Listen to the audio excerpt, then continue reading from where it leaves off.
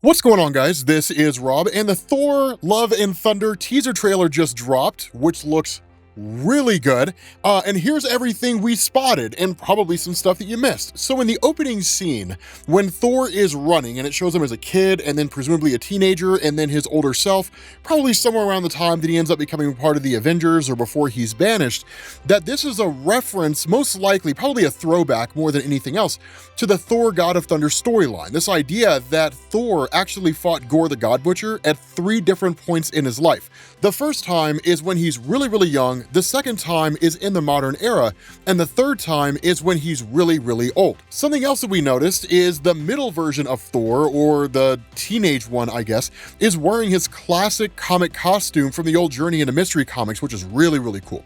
The next thing, of course, is that Thor symbolically buries his superhero side by literally burying Yarnbjorn. Now, this is most likely this whole discussion about him trying to find some measure of inner peace and walking away from his violent side and trying to be a pacifist. It probably won't last very long. So the next thing is, in the scene where he's exercising, the hat that he's wearing actually has the original Avengers logo from the old school Avengers comics, like the original Avengers comics.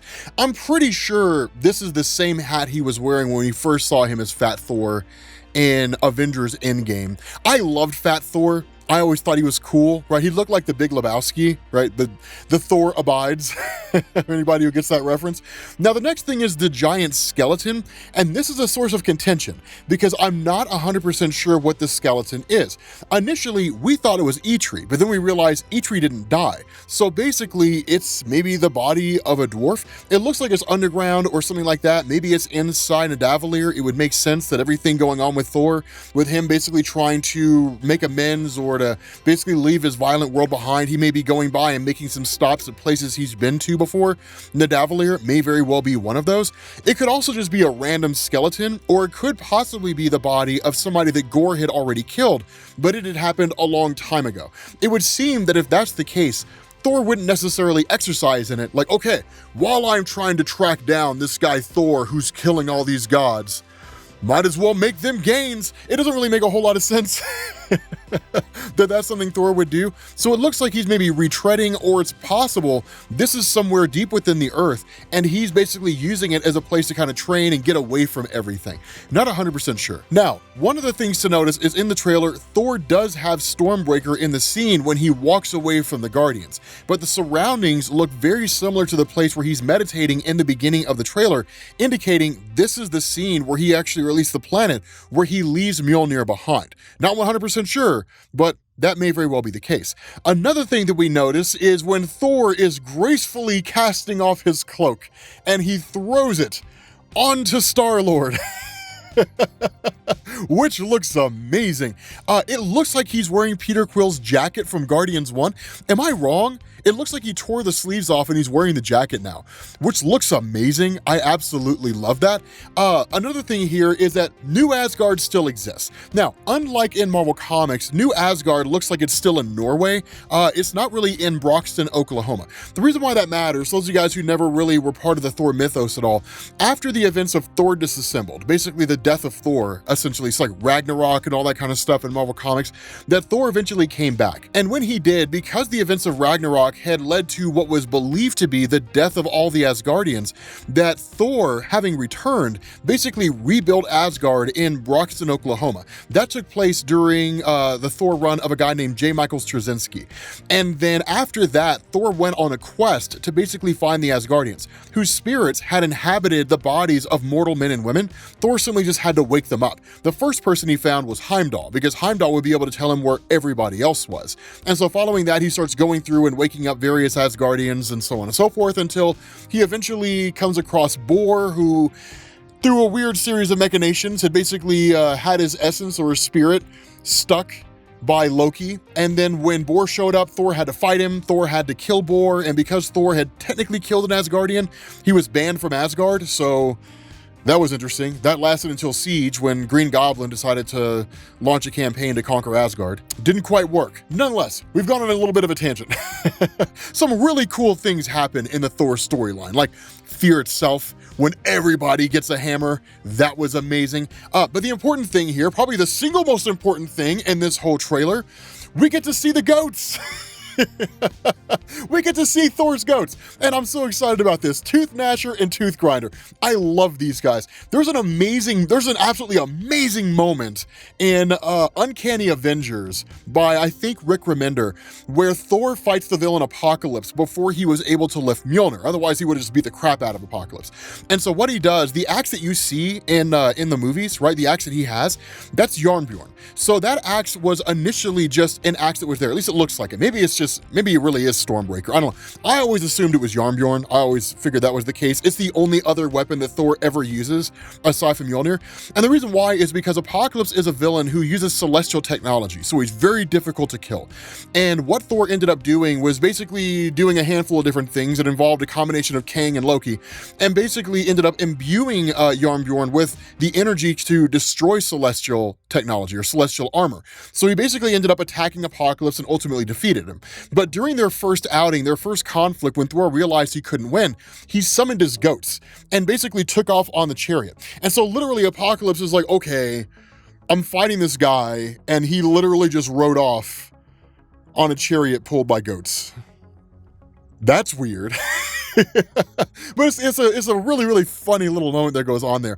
However, again, in the comics, Tooth Grinder and Tooth Gnasher actually end up pulling a chariot instead of a boat. But the reason why it's a boat is most likely because of where New Asgard is located. In the comics, New Asgard, or Asgard itself, is destroyed, but it's rebuilt by Iron Man and is called Asgardia, and it actually orbits Saturn. So of course, there's some big changes that are going on here in the MCU regarding the concept of like New Asgard and all that kind of stuff. But the cool thing here is that Tooth Gnasher and Tooth Grinder, man, these guys are legit. They're amazing. I might make a video at Comics Explained, like Thor's Goats Explained. I might do that just to see if that video even does well. I don't know. I feel like it'll just do insanely well because people are just like, the goats! We want to learn about the goats! But nonetheless, it's cool to see them here. I wouldn't be surprised if they have some moments over the course of the film where like they kind of save Thor's backside a few times, because they're pretty cool, right? They're pretty capable. Having said that, moving on to the next thing, basically, of course, Thor chooses his own path by joining the Guardians of the Galaxy. We knew that was happening at the tail end of what was going on in like Avengers Endgame and all that kind of stuff. Kind of a funny thing, due to the death of Iron Man, this is the role that likely would have been assigned to him. In the comics, Iron Man actually joined the Guardians of the Galaxy for the exact same reason Thor's joining them now, that he just had to get away. He wanted to be away from Earth and all the crazy calamities and chaos and everything, and wanted to do his own thing. But nonetheless, right, so it's cool to see that happening. Of course, Peter Quill doesn't seem too happy about all that, probably because Thor is more of a man than he is. But then the movie looks like it revisits Sakaar. We're kind of guessing here because there's a couple scenes, or a scene, where it looks like it's got some artifacts from Sakaar, and the environment looks really similar, but there's no guarantee that that's the case. But we did get a whole lot of new locations over the course of this trailer. One of these comes in the form of Thor using Stormbreaker to travel the Bifrost, which is really, really awesome. And one of these locations is actually Olympia, which is the home of Zeus, and of course Hera. Now it looks like we only really get to see Zeus. I love the way they showed him for the brief second that we got to see him.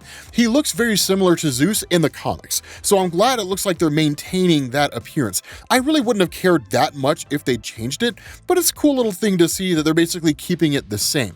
Following that, of course, Thor and Korg end up finding like this giant ice monster, which I think is a monster that was killed by Gore, or probably a god that was killed by Gore, which really, really excites me. To give you guys perspective here, Gore is so hardcore, he tortured the god of torture, just to show you guys what this dude is about. He's on a whole different level. But this is also a homage, and not really a homage, but like it really takes from the Thor God of Thunder storyline, which was the God Butcher, where you first got Gore. And one of the things that happened in that story was Thor didn't initially know what was going on with Gore. All that had happened is he had stumbled across these Slavic gods that had basically been killed and strung up, and he didn't know what was happening. He was like, what in the world? And everywhere he went, he found these gods that had been killed, which ultimately led him to tracking down Gore. When he first encounters Gore, it's an amazing moment. The fight between the two is phenomenal. We have that whole series over at Comics Explained, so make sure you guys go check it out. But that's why I say there's a possibility that this may not be the case. The MCU does play by its own rules, but if that were true, this would not make any sense, because literally, this is in Thor God of Thunder. Like, it's in the God Butcher story. Like, there's a point. This particular monster is actually known as Valkyrie the Behemoth. He's called a patron god of the galactic frontier, champion of the Tournament of Immortals for 5 centuries straight, and they say he wrestled black holes for fun. So I don't really know why it wouldn't be this guy. It's a one-to-one shot from the comics. But this whole scene, I think, is designed to give this idea of just how capable Gore is, that he's just killing these massive behemoth gods. Something else to point out is that in the comic, it was only Thor who discovered it. The fact that Korg is with him is just obviously a byproduct of the movie. But around that same time is when the shadow monsters of Gore start to attack, which may or may not be an aspect of this film. Like, we know that supposedly the Necro Sword is supposed to be a part of this, right? All black is supposed to be a part of Gore's, I guess, weaponry, so they may very well incorporate this in there. For those of you guys who don't know, think of the little, shadow monsters of Gore is like those things from that Thanos had in Avengers Endgame. The name escapes me, I can't remember off the top of my head, but think of those, except they're made of living shadow, and that's basically what Gore has. Having said that, Valkyrie looks like she has the least interesting job ever, which is to basically be a representative for New Asgard. So that looks like it kind of sucks, but kind of awesome at the same time. I mean, for her, it probably sucks because she loves battle, right? But she's literally stuck at a desk job. So who knows how that's going to turn out. We do get to see the full Guardians of the Galaxy team, which I really, really loved. One of the other things that I thought was really hilarious, and it looks like it's going to be a main focus of the movie, is the comedic interactions between Thor and Peter Quill. I know that after Thor 3, a lot of people weren't necessarily, I wouldn't even say a lot, like the vocal minority, weren't necessarily the biggest fan of the more comedic element of Thor. I love it. I love the comedic element of Thor. I love how it really is a way to transition him away from, like, another, and I'm super serious, and I never take things take things funny, and I've got no sense of humor or anything like that. I'm just serious 100% of the time. I love, like, them breaking away from that and allowing more of, like, the Thor personality to shine through in terms of having a more comedic element. In the comics, he's nothing like that. I mean, he does have a good time. He parties. He does get drunk. But more often than not, whenever you see Thor in the comics, he's just serious. And it's cool, I guess. Thor himself doesn't have much of a personality in the comics. Like, if you look at Thor by himself, he doesn't really have much of a personality. What usually makes the Thor comics interesting is everything else going on around him, which is why if you read a Thor story that focuses on the nature of Thor, it usually gets boring really, really fast. So I really like the idea that they focus more on his personality, making him more comedic, as opposed to just kind of keeping him dry and humorless and that kind of a thing, keeping him boring. Right, I'm glad they moved beyond that. But the last thing that we get here, and this is what I'm really, really interested to see, and honestly, I think I know exactly how this happened. We get to see Jane Foster as Thor using a reassembled Mjolnir. Now, I gotta say, I've always loved Jane Foster as Thor. When that initially happened, for those of you guys who don't read comics, when that initially happened and Jane Foster became Thor, people who don't read comics got pissed off because they thought it was like a permanent change to the Thor mythos. Anybody who's been reading comics for like 10 years or better knows, like, Thor was going to go back to being Thor. He was going to get his hammer back, which he did, right? And then, of course, they actually ended up destroying the hammer and then recreated it. But it was a really, really, really cool moment. I loved Jane Foster's Thor. She was phenomenal. It was a great story. It was just a ridiculously good story. Now, the question has to become, how is it that the hammer was reassembled? How was the hammer put back together? Okay, cool. So here's a few things to understand. But I would say this largely ties into both the origin of Jane Foster, as well as or at least the origin of Jane Foster Thor, as well as what's recently happened in the Thor comics. Because if you go and you read the Thor comics right now, you will see Mjolnir reassembled, and it looks exactly like it does in the trailer, except it's orange, and it's got orange light coming out of the cracks instead of it being blue. So when it came to Jane Foster being Thor, this all went back to a story that was written in 2013 or so, called Original Sin. And basically the Original Sin was a story where you had the eyes of the Watcher, which were blasted to the world, and everybody learned everybody else's secrets and all that kind of stuff. It was weird. There's a fight that happens between Thor and Nick Fury where Nick Fury says something to Thor, and then he basically becomes unworthy. He loses the ability to lift his own hammer. Now, years later, we would find out that it was actually Nick Fury referencing a comment that Gore had made, in the sense that Gore believed that the gods don't care about mortals. Hence the reason why Gore went on a crusade to kill the gods, because there were just so many conflicts where like mortals were killed and gods could have stepped in and done something, but they never did. And so we just developed this hatred for gods as a whole. When Nick Fury basically tells Thor Gore was right, then Thor believes it, right? He's just like, oh my God, Gore was right? You know, we as gods, we're just inherently bad, but he loses the ability to lift his own hammer. And so following that, he basically starts using Jarnbjorn as his main weapon. In the aftermath of Thor basically losing his worthiness, that somebody picks up the hammer and says there always has to be a Thor, and it's Jane Foster, right? So at that point going forward, Jane Foster becomes the person worthy of lifting the hammer, and then goes forward and does her own thing.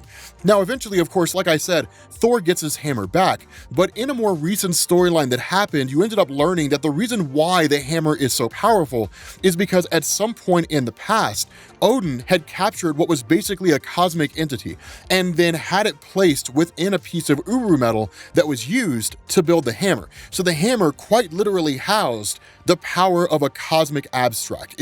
That's why it was so powerful. But in the end, Thor has to basically fight that cosmic abstract, and then the hammer's destroyed in the process. Ultimately, the hammer is reformed, but it's all fractured and cracked, just like it is in the trailer. And that's where we stand right now as far as Mjolnir goes. So I would say that it was probably Eitri, played by Peter Dinklage, who reformed the hammer of Thor. And he probably did this because at some point after Thor walks away from being his quote-unquote superhero self and basically becomes a pacifist, that Jane Foster's like, well, somebody has to be Thor. There has to be a Thor. Like, if you're not going to be that person, then I will be that person. And so whether it's because she contacts Eitri or somehow they come across each other, or however it is that their paths cross and they end up meeting, that Eitri ends up being the one to form a new hammer for Thor, a new Mjolnir, basically reassemble it, and then Jane Foster somehow gets her hands on it, and she ends up becoming the new Thor. Now, I'm ballparking here. All we have to go on is haphazard guessing, a little bit of hearsay, and whatever it was that happened in the comics. We won't know until more stuff comes out, because it's literally a teaser, right? It's basically the MCU equivalent of being like, this movie's actually happening, guys. So I have no clue what's gonna come out of this. But there's some cool stuff over the course of this teaser, and I absolutely loved it. So with that being said, guys, we're gonna bring this to an end. Let me know your favorite moments. Let us know if we missed anything, and I will catch you all later. Peace.